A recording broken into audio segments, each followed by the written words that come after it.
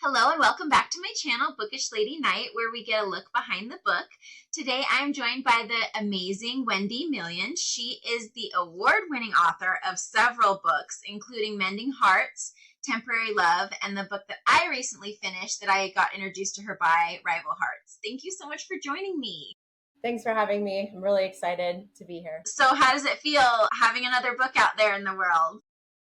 It's always really exciting, but also a little bit nerve-wracking. Like once it actually leaves me and goes out into the world, like I can't fiddle with it anymore. I can't wonder what people's reactions will be. Like I'm just committed to that version of the book forever, basically. So it's a little bit Yeah. nerve-wracking.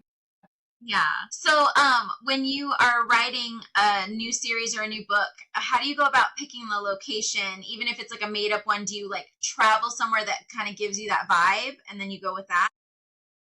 Some of the places that my books have been set are based on places that I've been to. So I have a book called Scarred Crown, and part of that book actually takes place on safari in Tanzania. And I had been on safari in Tanzania. So I used my own sort of personal experiences to help with that book. And other ones are places that I've traveled to, or they're like a hybrid of places that I've traveled to. So little bits and pieces from here and there. Other ones, like Little Falls, are partially based on a real place. So I actually like Google mapped it and figured out like where things were, and like I made up all of the parts of the town, but Hmm. some of the street names and some of the other things that are kind of close by are things that I actually found by looking at a map.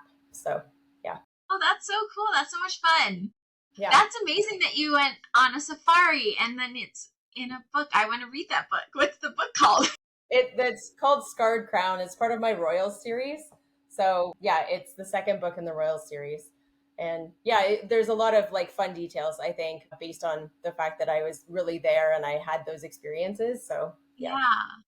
Oh, that's wonderful. Right from what you know. That's what they always say. So Yeah. it's Sometimes it really works great out. that you. Yeah, that's great. So when you're working on a new story, do you do like an outline or a mood board, or are you more of a pantser? I'd say I'm a little bit of a combination between the two. So I definitely have a sense of how the story is going to take shape, but I don't do a comprehensive plan. And I'm Mhm. not a very visual person, so like a Pinterest board or a mood board isn't doesn't help me get into those characters. Sometimes music does. So I if I find a song that really seems to get the vibe of the book, I'll listen to it on repeat while I first get the book going to kind of try and capture that mood. But that those would be sort of my keys for me is more music and then having a general sense of what the story is going to look like. Yeah. So was there for Rival Hearts, was there a specific, since it is got music based to it, that like stood out to you? There was a Canadian band, the name of which I cannot remember right now, that had a hit song here because I'm in Canada, and I was listening to it on repeat, which is where sort of the inspiration for Grady came from, and the songs that he writes came from that. I can't remember them right now, but that's where his sort of character came from, was that song and the vibe from that particular group in that moment. So Oh, I love that. We'll have to see if you remember it. Let me know. I want to listen to it just to see and have that like ambiance after just, finishing it. yeah. So you've written several books. So how do you celebrate your milestones in writing? I really wish that I had like a cool story to tell you about what I do. I know lots of people like go out for dinner, or they go out for drinks, or they order something special to commemorate it. I don't really do anything interesting. I have kids and I have a job other than this one. So it's basically one's done and then I'm kind of moving on to the next one. So I probably need to get better at celebrating that because I know it is a big deal, but it's just not on my radar at the moment to try Radar. and like commemorate it in some way. So, Yeah. Well, did you do anything when you had your first book my out? very first book, my very first book that I had published by a publisher, I had like my kids took videos and we went to, my mom died in 2016. So we went to the bench, the commemorative bench, and I took a picture of me with the book on the bench because part of the reason why I read and I write as much as I do is from my mom. And so that was, um, that was a significant thing for me at the time. So Yeah. yeah. That's a that's I'm sorry about that, and that you went through that and that it's a journey that you've taken from her, you can share that with her. That's really, really great that you have that. Yeah. So this is kind of like a fun question. What is your favorite beverage or snack while you write? So I really like brownies. Brownies are my favorite thing. So sometimes I'll bake a batch and then I'll kind of binge eat them. My husband also makes these amazing cinnamon rolls. And if I can convince him to make those when I'm deep in drafting, then I put on like 10 pounds while I'm writing a book. But they are amazing as well. But then in terms of drinks, I'm mostly just tea and water. So I'm not nothing really interesting there. Yeah. What's your favorite kind of tea? Just a standard like black tea, orange pico. So when you are writing, some of the books, like the book I just read, has, some sensitive topics. Do you struggle with writing those topics, or is it kind of cathartic, or when you're in that process with dealing with like heavier things? Sometimes I do. I think a lot of the heavier topics in some way or another comes from some aspect of my own life. And so that makes it a little bit easier, I think, to write some of those things. Or they're things that I know, like people who have gone through something similar. So then that's also a way to kind of navigate at least someone's experience of similar things. Because no matter how much research you do or how much you try to approach it in a sensitive way, like everyone, when they go through trying or difficult times, navigates that space and has their own feelings about those things. And so you're never going to get it, I don't think, 100% accurate for everyone who's had a similar experience. So I think the trick is to try and make it as authentic to what you know and to what you can realize as possible. So do you have a moment that you could recall in your journey where you felt really? well, getting any book published is a big deal. I would say, there have been a few. Like, I used to write on a platform called Wattpad, and I won a Wattie Award. They had like a bazillion entries, and my book was one of the ones that won. So at the time, that felt like a really big deal. And then, I mean, it is a big deal. And then having my first book published with a small press was a big deal for me. And then I had a book called Mismatched published through a traditional publisher as well, which was a really cool moment for me too, because it was in, like, I went to visit my brother in North Carolina and we went to the bookstore and my book was there. And so that's like a really fun like life goal, to be in bookstores kind of in lots of different places. So that was a really great feeling for me to be able to go there somewhere quite far from where I live and to see my book in the store. So cool. That's wonderful. I always wonder, like, when you go in I always see people, authors doing videos like, come sign my book with me or come find my book with me. And I'm like, that must be such a cool feeling to like know that that's yours and it's on the shelf and it's available to people. Yeah. It was probably my favorite things when the book first came out in 2023 was going to different bookstores and just checking to see if it was on the shelf. And then if it was on the shelf, I'd go to the manager and be like, I am the author of this book. Would you mind if I signed it? So that was a really fun experience for sure. Yeah. Have you done other signings? I did Book Bonanza, not this past year, but the year before that. And it was a lot of fun. It was incredibly well run and organized and just so huge. I don't know if you ever went, but it was massive. Absolutely massive.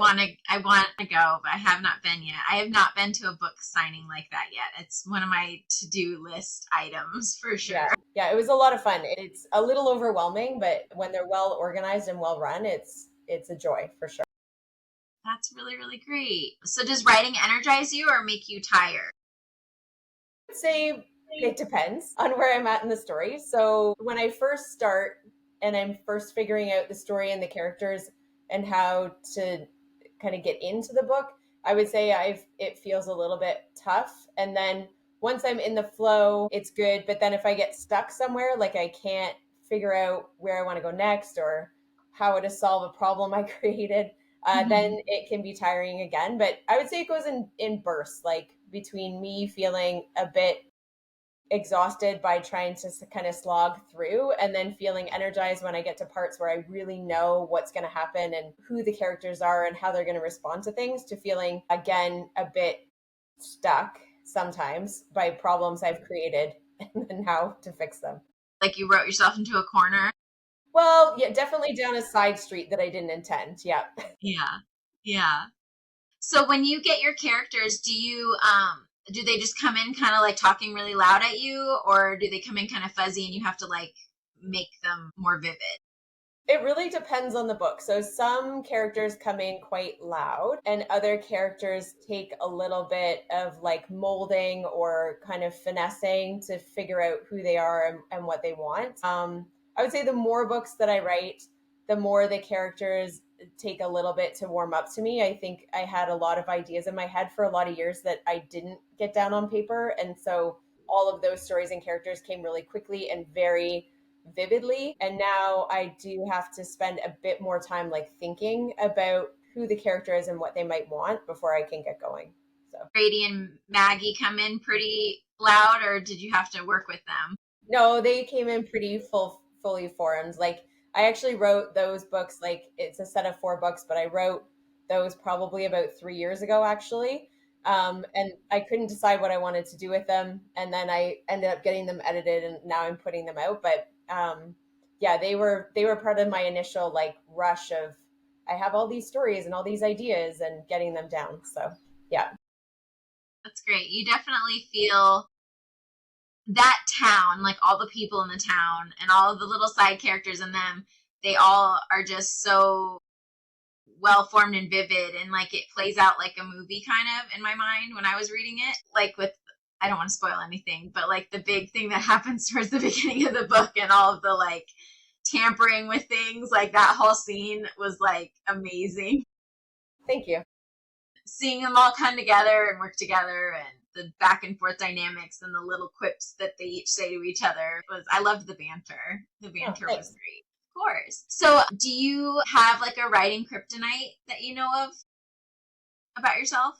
Like something that I really struggle with.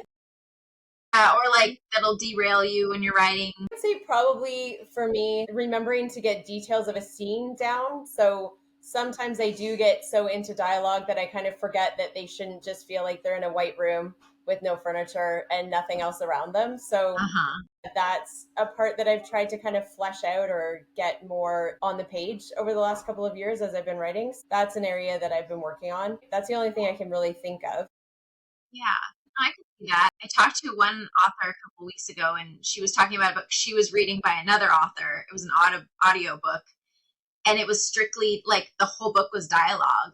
Like there wasn't any of the other. And she's like, it was confusing, but at the same time, it was like, then I filled it all in, and I was like, I don't know if I could do that with my mind because I need those little details. I need that like, oh, they're here and this is the stage of where the scene is happening. So Yeah. Otherwise, probably, it feels a bit like a play, I would think. You know? yeah.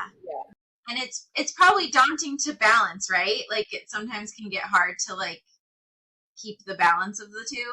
Yeah, and again, like it's like a lot of things. I don't know if you can necessarily ever 100% satisfy everyone with every scene because what I need on the page might be different than what someone else needs on the page to be able to see it. So it is definitely like a balancing act for sure, making sure you have the right details there for the majority of people to be able to see what you need them to see. Yeah. Did you always want to be a writer?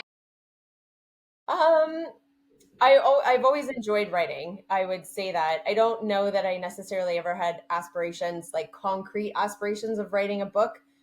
I always thought it would be fun to. And then in 2013, when we adopted our oldest child, I had lots of long evenings. And so I was like, well, if I'm ever going to try, like now is the time. And it actually wasn't as hard as I thought it was going to be. So that's what sort of got me started was writing that first book and realizing, oh, actually, like I can write 60,000 words and not be bored at the end of it. So it Oh, was, that's yeah, wonderful. yeah. That's really great. What was the first book that you put out? So it's not out, and I don't know if it'll ever go anywhere. It was a young adult fantasy romance, Uh-huh. and it was 2 books, but I don't know that I'll ever do anything with them. They were fun to They were write, just and they gave me a lot of, I would say, courage and sort of inspiration to try other things, but I don't know if I'll ever do anything with them. They were your catalyst to Yeah, push you forward. they were the ones that got me started, that made me think, oh, I actually can do this. And then it kind of spiraled into other things from there. Well, that's really cool. Have you ever dealt with writer's block? Lots of times, yeah. I would say probably like the trickiest books I've written. I have a 3-book romantic suspense series that's like FBI mafia kind of, and figuring out some of the twists for that was a bit of a brain bender sometimes. So that was What'd you do probably my to biggest challenge. biggest challenge? Yeah. So for me, like exercise works really well, where you can kind of mindless, like running or swimming, something where I don't really have to think about what I'm doing and I can kind of let my imagination run a bit wild. Or long car rides really work really well for me to let my brain kind of work through whatever's going on. But I also find just time, like your subconscious works in the background a lot of times to try and, I don't know what's happening in my brain, but it must Yeah. be pulling apart like various different plot things, because all of a sudden it'll just come to me and I'll be like, oh, of course, it's this. And then you just keep going. So, yeah. Yeah. It's amazing how much we work in the background and then have an Mhm. epiphany Yeah. about things for sure. Yeah. So if you could go back in time and speak to your younger writing self, would there be anything that you'd change or recommend to yourself, knowing what you know now? I think I'd probably tell my younger self not to be so afraid to try it myself. So when I first started writing, I was really preoccupied with the idea of getting like a traditional contract of some sort and getting my books in bookstores, and that was a highlight, like I can't lie. But Yeah. I also think if I had started earlier trying to self-publish and getting some momentum earlier, that I would have benefited from that too. So I think being a bit more of a risk taker earlier instead of being afraid to take those risks would have been beneficial for me. Yeah. So you've done both self-publishing and traditional. How is it for the self-publishing that It's a lot of work. It's a lot of work in terms of knowing your market and then figuring out covers, which is always like, I find it so hard. And then marketing, like making sure people even know your book is out there. All of those things are also a challenge, and in a lot of ways a job unto themselves. So, I mean, publishing companies have whole departments dedicated to things that I'm trying to do by myself. So it's definitely, it's a lot sometimes, but it's also very rewarding. Like when you do something that you see that it works, then that's a real uplifting thing as well, to know that you were instrumental in getting the word out about your books or making that profit or whatever the case may be. So Yeah, that's really great. It's definitely wear like multiple hats. You're yes. like all those departments wrapped in one for sure. So since you did write a fantasy, I always ask my fantasy authors if they could pick a mythical creature, what would they be and why? That's probably a dragon. Dragon? There are no dragons in my story though. Like, not that it matters because that story is probably never going to go anywhere. But yeah, probably a dragon. I think that that would be super cool, to be huge and powerful and breathe fire, like, and fly. Yeah. Yeah. Now, would you be just a straight dragon or a dragon shifter? One, it's a tricky one. Probably, I mean, the shifter would be the best of both worlds, wouldn't it? Really? Yeah. Yeah, I think you'd have to shift. I think it would be Yeah. important. Yeah. Yeah. Awesome. So what do you feel is the most difficult thing about writing for you? Probably my endings. And not that I don't like writing the ending. Most of the time, what happens for me is that by the time I get close to the end of the book, the last 5 or so chapters, I already know, Mhm. my brain already knows what's going to happen in each of those chapters. And I get a little bit bored. So for me, it's persevering through those last few chapters and trying to make sure that I write something that feels really rewarding for people who are reading it, because it's already happened in my head. Like at that point, I already know what the last few things are going to be. And so I'm kind of over it. And so I have to force myself to write those last few chapters to get it down and on the page. So I'm always a little hypercritical of my endings, trying to figure out if it actually gave that what I wanted it to. So Yeah. Yeah. I definitely got all the warm fuzzy vibes at the end of the book for sure with that one. It was so cute. Definitely read Rival Hearts. Definitely. I actually you did a giveaway with Daphne Elliott. oh I don't yeah. know if you remember that. I won that giveaway. So I was like, I'm getting the book. I get to have it for my shelf. So I was super excited. So you're probably so we have a postal strike right now. So that you probably haven't got my book yet because it's probably Yeah, no. it's our we have a postal strike right now. Someone else contacted me and they're like, I won your book, but it hasn't come. And I was like, yeah, so our post offices are on strike. So I actually don't know. I'm sure the book's not lost, but it's not moving anywhere. So It's always like you would see that, like when they do the strikes, you're just like, wow, this affects a lot of things when that happens. yeah. Like, Especially in your Christmas too, right? Like, yeah. So yeah. Well, on their side, I guess they picked a good time to do it, but on for like everybody else, it's like they're just, messing up everybody else's plans. So Yeah. it's not good. But Yeah. yeah, no, I was just like, I was so excited. I was like, I haven't really won very many things. I was like, this is so cool. So I'm excited to get it. So on the opposite, what is your most favorite thing about writing? Exploring new worlds and meeting new characters and having this whole like life in my head essentially I think is one of my favorite parts is because it always you never really feel like you're alone when you're writing a book because they're always those characters are always there in the back of your mind like just waiting for you to get back to a computer to start writing stuff down again. So it's that part's really cool to have all of those things flying around your head all the time is really fun. Yeah. So with this one, since you said 4 books altogether, Yeah. did it go seamlessly, like picking out which couples you were going to write about? Or did they kind of like... The first, second, and fourth did. The third book I actually wrote kind of out of order. So it's about Trent and Emily, actually. And so I was really unsure of what I wanted to do there. And so it waited until the end for me to write that book because I wasn't 100% sure what direction I wanted to go in. But I ended up really liking their story and I wrote it super fast. Once I decided, like I wrote their book in like 6 weeks. That was the first draft. So it was really fast for me. So once I knew, but it took me a long time to figure out what I was going to do. So what you're going to do with it. Yeah. Oh, I'm excited to read that. I like all the little bits that we see Easter eggs in this here more. So that'll be good. So what is the most difficult thing for you in writing from the opposite sex POV? Trying to make it authentic, but also keeping in mind that my reader is likely a woman who is looking for a book boyfriend of some sort. It's the balance between keeping someone feeling like a realistic character, but not so necessarily real that some aspects of their character are on a bit of a turnoff, if that makes sense. Yeah. So that's the tricky part, I think, is to try and make their point of view feel authentic, but not be a turnoff. Yeah. Yeah, I can see that. It's a fine line to walk on for all us book girlies, for sure. Yeah. So what is the hardest scene for you to write, types of scenes for you?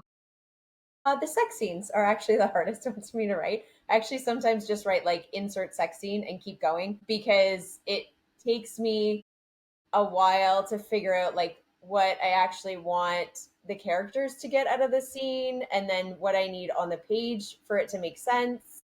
And then I also find in the last few years that those types of scenes have gotten quite graphic in a lot of books and that's become like a hot topic in a lot of social platforms. So it's also figuring out like where my comfort level is and what sort of heat level I want to kind of aim at. And then trying to keep that consistent too is also important for readership. So those are probably the trickiest, I find to be the trickiest scenes is those ones, just making sure that I am hitting the mark for readers and also remaining true to what I've decided to be kind of the level of heat that I'm comfortable with in my books. Yeah. So then on the flip side, what's your most favorite scene to write? Dialogue, anything with dialogue and banter, and especially any kind of banter that has a bit of an edge to it or a bit of underlying sexual tension. I love those scenes. They're my favorite to write. Yeah. I liked the sandbag scene. That one was great. And I really liked writing that one too. So yeah. Yeah. I loved how, and then it got like in the paper. Like, I love that. I was like, they can't deny it. So when you started, I know you said that you had and you adopted a child and then you had more time and you were writing. Was there anything else that really inspired you to go like, no, I can write a book? I don't like beyond that.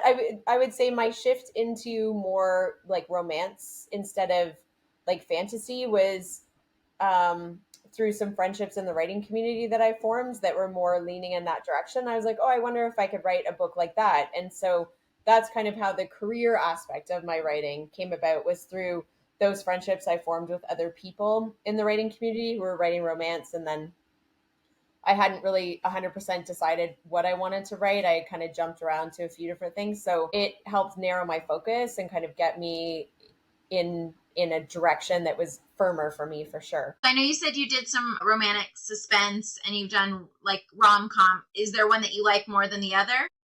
No, I think my biggest thing is I love floating around from different subgenres, which is great for my creativity, not so great for my readership sometimes, I think, because some people will read anything and other people are very specific about the stuff that they're willing to read or interested in reading. So that part is always a bit of a balance for me between what I enjoy writing and what I know will sell.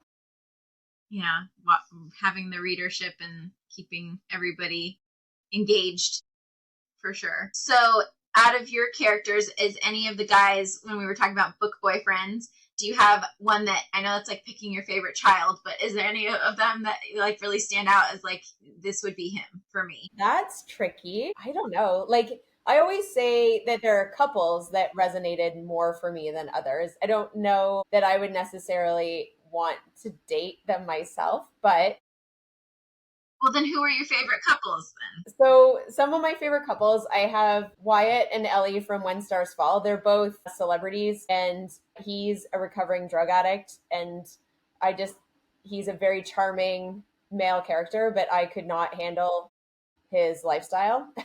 There's no way. And then another couple is Alex and Rory from a book called Heavy Crown. He's the future king of this fictional country that I made up, and she's a pastry chef, and they end up getting together. But he's a very driven and determined sort of personality, which it was really fun to write. And the contrast with her softness worked really well, I think, on the page. But I could never date someone who was so controlling and, and sure of themselves in a way that I would not enjoy. But he was fun to write. So, Yeah. Oh, yeah. that sounds great. You actually did an interview with a friend of mine, the original book nerd, when this Yeah. book came out. Yes. And she told me about the royalty one. So I added that to my TBR because she read that one. And so I love those. I love those royal ones for sure. They are great. That's a great new book genre I'm traveling down now for sure. So out of your characters, are any of them like you can say this one's a lot like me?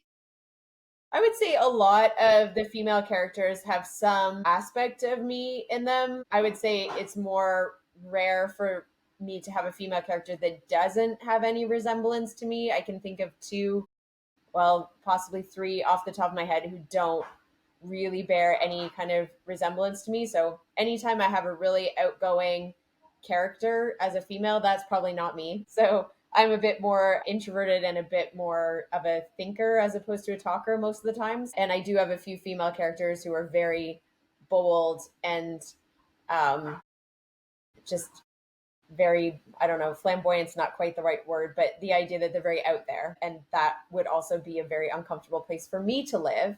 But they, as characters, it works for them. Yeah, that's awesome. So what are your favorite tropes to write and then favorite tropes to read? So I love enemies to lovers to both write and read. I just love the tension and navigating that space between not liking each other, but it's not really that they don't like each other. It's more that they like each other in the wrong way at that point. And so, yeah, that enemies to lovers for sure. Second chance I really like as a writer because you can really mine their history, the feelings that they either once had for each other or the experiences that they had. And I find that that makes it really rich on the page to be able to show those glimpses of past experiences. So I really enjoyed that as a writer. Yeah, those would be my big ones. I think Enemies to Lovers. And then I really like a book as a reader that can make me laugh in some way. It's pretty rare, but every once in a while I'll come across one that actually gets me to like literally laugh out loud. And that's always fun. Yeah. So is there any tropes that you haven't written yet that you want to explore? So the only one that I can think of is an arranged marriage. That one, I kind of touch on it a little bit in Heavy Crown, but not in the way that would satisfy a reader. That would be one that I think if I ever did a second generation of the Royals, that I could kind of play around with that aspect of an arranged marriage. So I don't know, I might do that at some point. It's a tricky one in modern times, I think, to make it actually make sense and work. So Yeah. yeah. Although, I hope you do. I love that's one of my favorite tropes to read. So those are always fun. I love reading them, and when they're unique, and usually they're really well done with suspense. I feel like those two combined together are really great. So when you're writing out a story and you have like a big plot twist, or I don't know if you've had cliffhangers, but stuff like that, do you have that in your mind ahead of time, or does it the characters kind of guide you there? So I would say the second book in my Mafia series, like I wouldn't necessarily call it a cliffhanger, but definitely like it's a duet, so there's not a firm resolution at the end of that second book. So it's like a standalone and then two books that kind of go together. And as I was writing it, I was pretty sure I was going to have to go in the direction that I went. And then I did go in that direction, but I didn't really plan it out in advance. It made sense for the characters to do what they did. So, and sometimes that happens to me that I have a plan and then the characters are like, I'm on the road towards that plan, and the character's like, no, we don't really like this road. We're going to take a different one. And so Yeah. figuring out how to kind of do the thing I want and also make sure I'm true to the characters and who they are is also tricky sometimes. Yeah. Do you do like a character interview or like a profiling to help during those Not usually times? in advance. No, sometimes I do it after the fact just to double check to make sure that I've remained consistent like throughout the story. But I'm a real discovery writer. I really enjoy getting to know the characters as I go, and anything that gives me too much information in the beginning will just end up with me being a bit bored writing as opposed to figuring out as I go. I know that about myself. I really like figuring it out as I go. Yeah. It's like you walk the story with the readers kind of, Yeah. right? Yeah. Yeah. So what's your favorite character to write? Like either a character or personality trait or male versus female. Do you have any favorite? I don't know that I have a favorite per se, but I do enjoy writing, like I said, those characters that are different from me in the sense that they're a bit more out there, more of an extrovert. And those are fun to write, partly because I'll get halfway through writing a scene, they'll be like, oh no, wait, like this is how I'd react. This isn't how they'd react. And then I have to like delete a bunch of stuff and then really think for a little bit about, okay, so I know these things about this character. So how are they going to react in this moment? It's not me, it's how are they going to react in that moment. And so that's a fun writing exercise for me, I think, to figure out how someone who's very different from me would respond to a particular situation or scene or anything like that. So Yeah. So when you're writing, is there a specific time of day that you like to write? not so much anymore. So it used to be when my kids were a bit younger that I'd write when they were napping, or if they went to bed at like 7 o'clock at night, I'd be able to write in the evenings.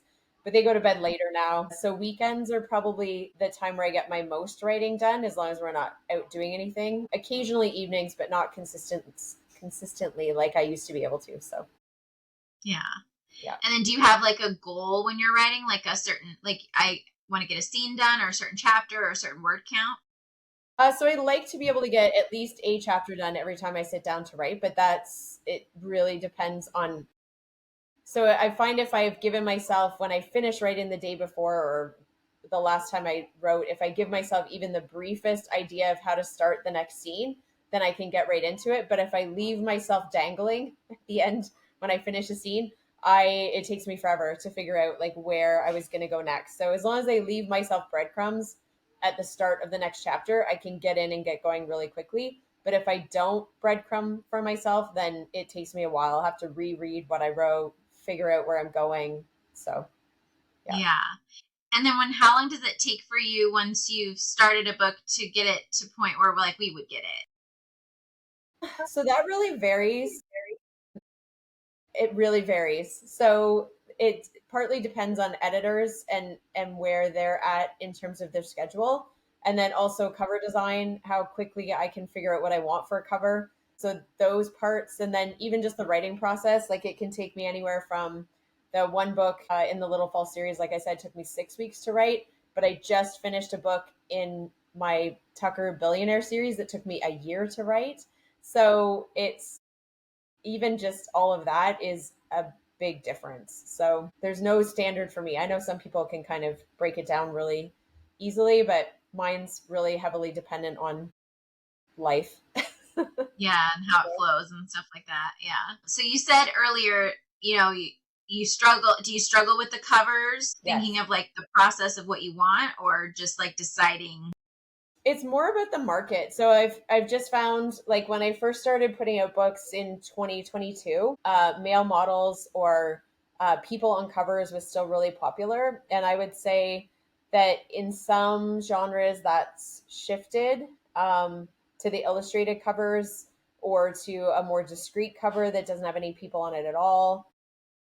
And then there's still like small town romance where I think you can get away with people on the covers or discreet or illustrated. And I've seen some authors put out 3 covers. And so it's just hard to know at the moment exactly where the market is, because I feel like it's been sectioned off quite a lot. But you want a cover that's going to meet as many people as you possibly can, because that's the first thing people are going to be drawn to is your cover. Then they'll read your Yeah. blurb. Then they might read the look inside. And so if you don't get a cover right or close to right, then you might be losing readers right away. Yeah, it's probably a tightrope walk to make sure it's where you want it to be when you're all Yeah, said and done. and to figure out like who your comparables are and then what they're putting out. And like I said, some of them are putting out multiple versions of covers. So then, I mean, without seeing their back end, like what cover's selling better, it's impossible to know. So Yeah, yeah. definitely. So, in your opinion, what do you feel makes a great story? I really like angst and drama and good dialogue. I love good dialogue. Those are all things that I really value as a writer. I don't value as a reader as much like description, which I think is why I try not to over describe my scenes too much. And I also why I find it difficult sometimes to even figure out what I should put on the page. But those would be sort of the key things for me. The most surprising thing you've learned on this writing journey? Ooh, that's a tricky one. No, it's fine. It's just, it's like, I think that would change, like what I said would change based on where I was at in my career at any kind of point. And so I think I'm always learning things, and things are always kind of a little bit surprising because I'm trying to figure out how to make money and get ahead and do all of those things. I would say from like both an inside and an outside perspective, one of the most surprising things that's happened in the last few years is just TikTok, and like how it's really revolutionized in a lot of ways, like how you sell and market books for both indies and traditional publishing. Like it's just such a beast and such a like gambling thing. When you put up Yeah. a video, you don't know if it's going to do really well or if it's going to absolutely tank. So it's I think that whole platform and how it's been become such an integral part of selling books and marketing books is just, it's incredible, really. Yeah, I haven't dipped my toes yet into TikTok. I mean, I see them obviously through a lot of them are end up on Instagram because it's like a shared platform, but it's so intimidating for me. I haven't even I'm like, I want to stick with Instagram. It's calmer, I know it, but it's definitely you hear about people going viral and having like huge success from using the TikTok reels and having Yeah, yeah, I have no doubt that it's changed lives and careers, like, but it's such a nebulous thing to kind of navigate. And I mean there are certain ways that you can go about it, but I don't know. My brain doesn't really work that way. I think so it's been hard for me to figure out whether it's a place that's worth investing time, even though I can see that it's worthwhile for so many other people. Yeah.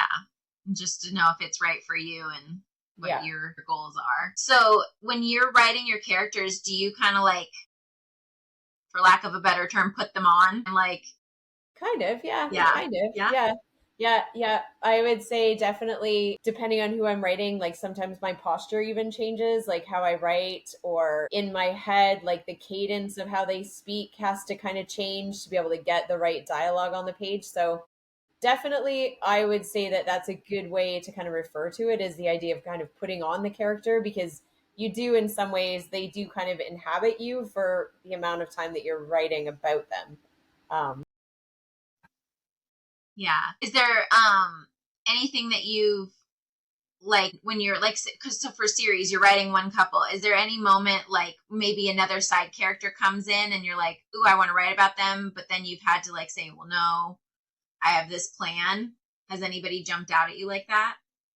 yes, I mean, I've had characters who have come in, and I know that I'll need to write a book about them at some point, and so sometimes I'll open a Word document and I'll just jot down like everything I know about that character, everything I think that, or everything I would think that they need to be paired with in terms of a partner or whatever. But I try to keep my focus like fairly narrow, because if I let myself jump around, then I'll never get anything done. So I try to just, if it comes to me, I open something, I get it all down, and then I go back to what I know I need to do.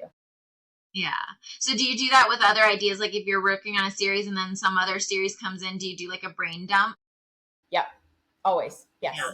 I just Yeah. download it all onto a Word document, save it under a title that I know I'll recognize, and then just let it go for now and try to think about where it makes sense for me to come back to it.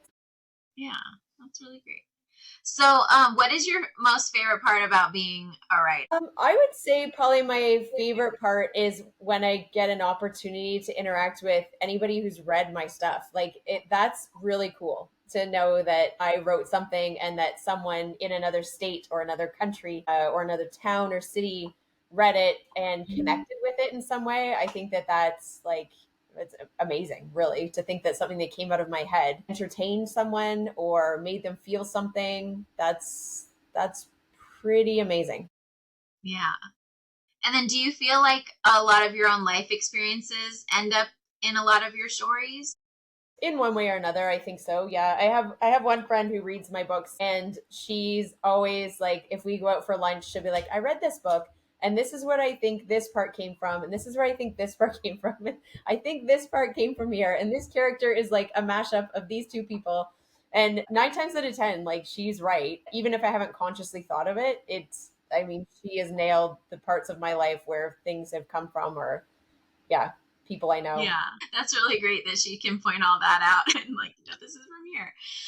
So what was the first book you ever read in the like romance genre, or like your favorites if you can't remember the first one? Yeah, because my first one would be like, I used to steal my mom's Harlequins and read them under the covers when I was a kid. So that I wouldn't even be able to tell you, but I can tell you, even from back then, like Penny Jordan, if she wrote something and I saw it in my mom's pile, I would be like, I am stealing that later. That was one of the Harlequin writers that I really enjoyed. I've never even looked up to see if that was a pen name for somebody else. But yeah, anyway, and then, gosh, recently, like I've really enjoyed Abby Jimenez and Emily Henry's books. Those have been two authors that I've bought quite a few of their books recently. So I would say that those two have been pretty consistent buys for me in the last few years. Yeah, I love Emily Henry. She those moments like you said where you're like laugh out loud. Definitely her books have me laughing out loud for sure with her banter. So do you read book reviews or do you avoid them? I read them all. Yeah. I read all of them, which is terrible. I know I shouldn't. And some days, some of them will put me in a spiral for like a day or two. And I'm like, I should not have read that. I knew I shouldn't have read that. But yeah, it's just, I can't help it at this point. At some point, I probably will get where I wouldn't say I don't care, but that I just don't have the time or the energy to invest in it. But not there yet. Yeah. Do you Yeah. ever take like anything like and like use it for learning or improving? That's really hard because a lot of times the critiques, at least the ones that are like particularly pointed, sometimes I feel like the person misunderstood the book or didn't connect with it in the right way, and so then that's hard. I very rarely get critiques that are like actually writing related. A lot of times they're about the characters or about how they acted in a particular moment or scene, and then I'm like, well, like that's who that character was. They're not you. And I think sometimes the critique is that the person reading the book can't imagine reacting in the way that the character did, and they can't really separate their own reaction from how a character would react. And I think that that's a lot of times like they just didn't connect with it, and I can't, there's nothing I can do about that really, because no matter how I write a character or scene, there are going to be people out there who can't connect with it because it's not their lived experience, or they're not able to take themselves out of their own shoes and put themselves in someone else's shoes and believe that someone else would react in a way that was not their reaction. So Yeah, I could see yeah. that. Yeah. So, how has publishing books changed for you since your first book that you put out to now? Have you done a lot of overhaul with how you do things? I've gotten a lot more critical about how I approach certain aspects, and I've tried to be more mindful of how my books fit in with the market that I'm trying to hit. So those are all things. And I think when I first started, I was trying to write stories that felt really unique and different, but still had the tropes that I knew people would like. And I'm kind of coming around to the idea that I unique and different doesn't always satisfy reader expectations. So I also need to kind of balance those things and try to make sure that I'm hitting stuff that people actually want to read. Not just that I want to write, but that there are people who want to read it too. Yeah, yeah, I can see that. So what is something that you tell people, like if they're a newer writer or in your writing friends that want to become a better writer, that you like recommend doing? The biggest one would be reading. And reading other authors in the genre that you want to write. Because I think, particularly ones who have gone viral or who are really hot in the particular market that you're looking at, because though those authors have resonated for some reason with readers. And so I think it's really important for you to take a critical eye at why they've resonated, or try to figure out why they've resonated with that readership, and then what aspects of that do you think you're capable of fulfilling in your own writing? And it might not be all of them, but if you can hit a few of them in some way, shape, or form, then you're more likely, I think, to find success than looking at your peers as in any way inferior. And you need to look to figure out how you can learn from it as opposed to kind of look down on it. So I think that that's a big thing when you're first starting out. Did you have a favorite book when you were a child that still stuck with you today? So I read a book called Where the Red Fern Grows when I was a kid. Have you read it? It's about like dogs and yes. So God, that book like ripped my heart out. That one, and then there was a book called, I think it was White Fang, which was also about like a wolf dog. Yes, yes, those are Both of two. those. Yep, those are two that have kind of stuck with me for years. And I read them when I was probably, I don't know, 8, 9, 10, somewhere around there. So, Yeah. yeah. Yeah. And have you ever gone back and read them now as an adult? No, I think it would ruin it for me if I went back and read them. I think I would have too critical of an eye, and I read them with a child's wonder back in the day. And Yeah. yeah. I So did that the other day with The Giver. And yeah. it was like so different reading it as an adult. I was like, wow, this is really dark. like I didn't remember it being so dark when I was a kid. So do you know your love language, and do you incorporate that ever into your writing?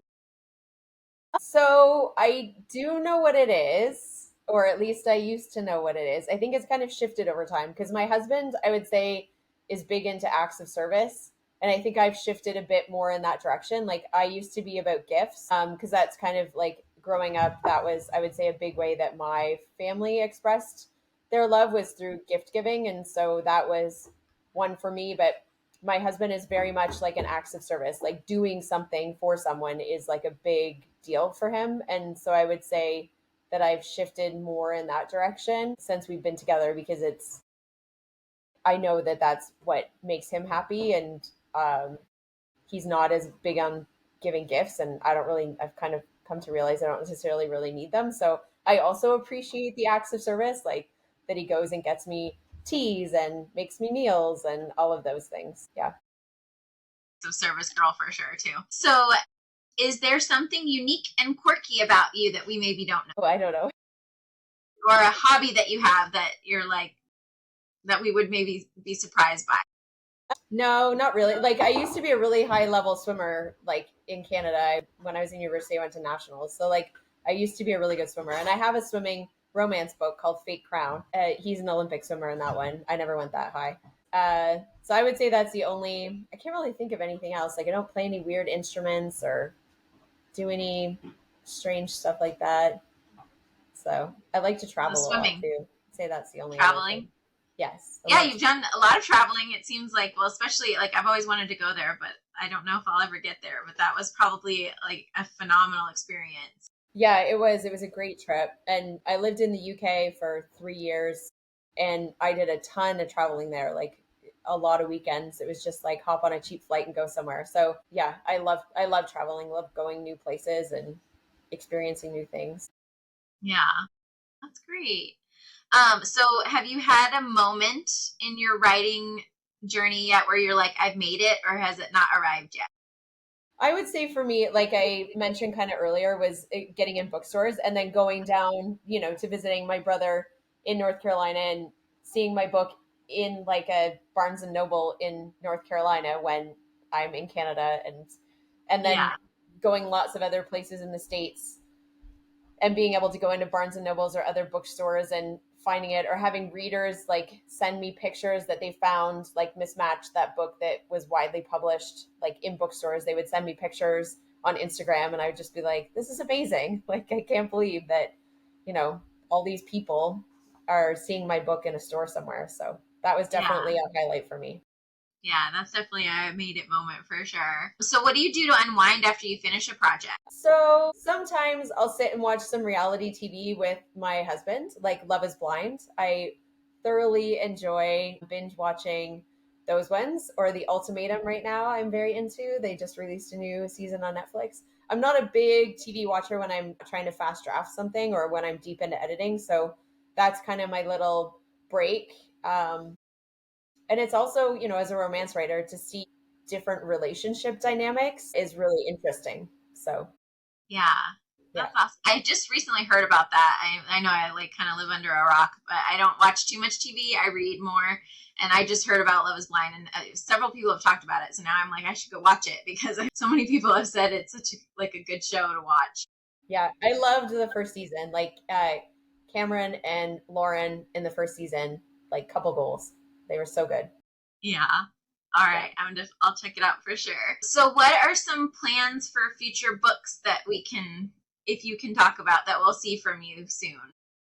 So I have three more books in the Little Falls series releasing. The second book, which is called Mending Hearts, is out on February 7th, and that has Tyler, who is Maggie's brother, and then Mia Malone, who is a world famous like pop star, like Taylor Swift kind of levels of fame. And Hmm. so they have a really interesting dynamic. It's actually probably one of my favorite books that I've written. I really, really love the two of them together, and the growth, particularly that Mia, the female character, goes on, is just like tremendous throughout the book. And then in June, I have the third book in the Little Fall series, which is Trent and Emily. And then in October of next year, I have the fourth book in that series, which is a character that you meet in Mia and Tyler's story. So I don't want to give too much away there, but that's their story is the fourth book in the series. So it's Well, that's really, really great. I'm excited to see more of this town. It's very much like I love small town romances because I do not live in a small town. I would love to go like test the waters for like a month or two. I don't know if I could live in it all the time, but like just to see what it's like to yeah, be in a small town. yeah. That was when I was in university. I brought my university boyfriend, who was like I was in a city, and he came to my town for the summer, and we were here like I don't know, maybe a day or two, and people were like stopping by my parents' house, like just walking in the door, and all these things, and he was just like, this is weird to me. He's like the door is wide open and people are just walking in, and he's like, you go into town and everybody is asking about your parents and they know who you are. And I was like, yeah, that's how I grew up.